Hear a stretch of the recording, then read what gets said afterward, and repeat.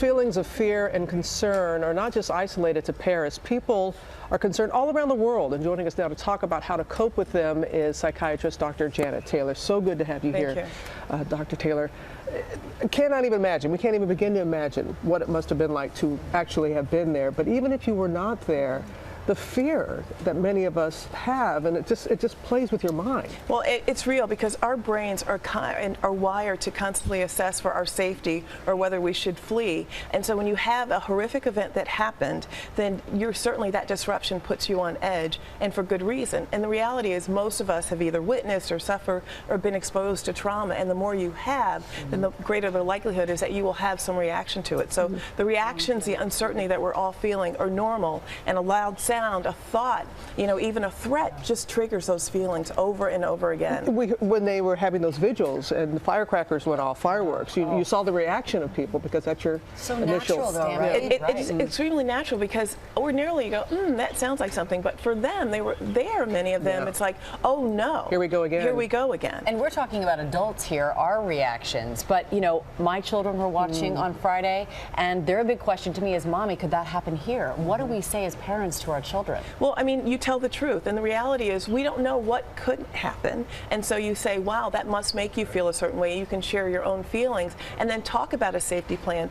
Do something good, do something, help other people. But for kids, think about it, talking to them in a way that's age appropriate. We don't want to scare them, but we also want to make them sure of the reality, which is why we lock our doors, we wear seatbelts, we know where the fire exit are. So keep it to where they are, but certainly convey the sense that things are uncertain. But here are ways that you can be safe. And one of those things that you can do is certainly teach them from an early age how to balance themselves when they feel anxiety. So you can share your own times when you have coped and found healthy resources and help them be able to find those same tools. I think it's so important saying age appropriate. No, it's different for different ages. It is, and certainly they're exposed to things with their smartphones and televisions, but we think that because they are exposed, they know on a certain level. Keep it simple, ask them how they feel, let them talk to you, and then answer in a way that doesn't scare them, but informs them. That, you just made a great point, listen to them. And Dr. Taylor and I were talking before everybody came over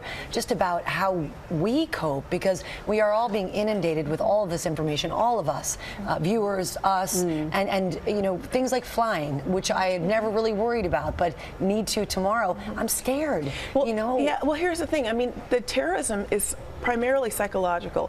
People have lost their lives and do not want to discount that, but it's the normalcy. It's those things you take for granted. You're going for a walk and you're going on the subway. You're going on the subway. You're taking your kids out and something could happen to you. And so that is real, that aftermath, but the focus is to think about your own ways that you keep yourself safe, to think about your own strengths and resources that you have, which primarily are your mind. When you start feeling the terror or feelings, acknowledge it, but say, I'm going to be okay. I flew last night from LA. I had the same feelings. You did?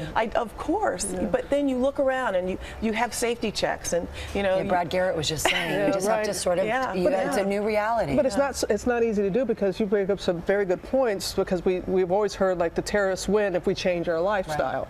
But it's hard not to when you are just gripped so soon. Well, I mean, but the point is, happened. but we can't afford to change our lifestyle because we have to go to work. Our kids have to go to school. There are things that we have to do. So it's really important that you, again, acknowledge your feelings, not just what you're thinking, but the feelings.